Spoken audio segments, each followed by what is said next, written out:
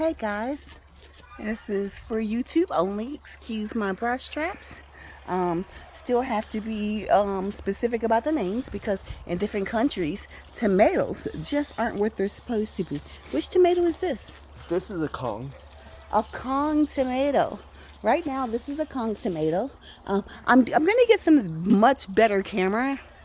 You know what I mean? Right now, this camera is I have it in this mode simply so no one could actually, you could see the shape of what's going on in our yard, but you can't exactly see what's happening.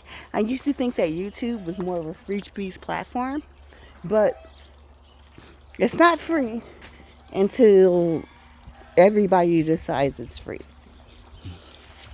And that's kind of how the world works, right? Nothing in this world, not even human beings, are free unless we decide we're free. There's still slavery actively going on in the in the United States as well, but in other countries right now. And that's because as a country, we haven't determined that we wanted freedom. When people say that your reality and your perspective is a matter of mind, I think that's the truth. No, it's not that I think it's the truth. I know it's the truth. Your reality and your perspective is a point of view, and it also reflects into the universe.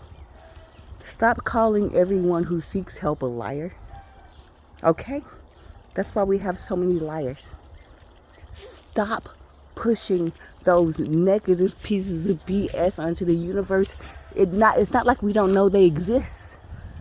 We do know people like this exist. We just don't want to acknowledge them. Keep giving them acknowledgement, keep giving them praise, keep giving them recognition, and they keep existing. There's so much good available in this world, but if your eyes aren't upon the good, then all you're going to see are the negative aspects of it. You have to look for the good.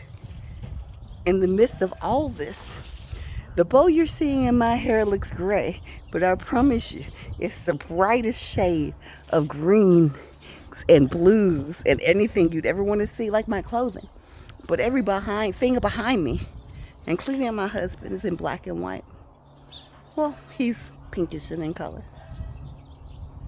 The fact of the matter is, if the world's only free in some parts for some people, is it really free? We still got people jumping out of fences to get away from work.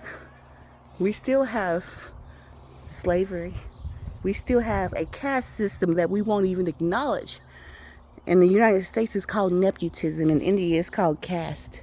And the people in the United States in the caste system, unlike the Indian people who recognize it, like to pretend that it is in the caste system when it actually is.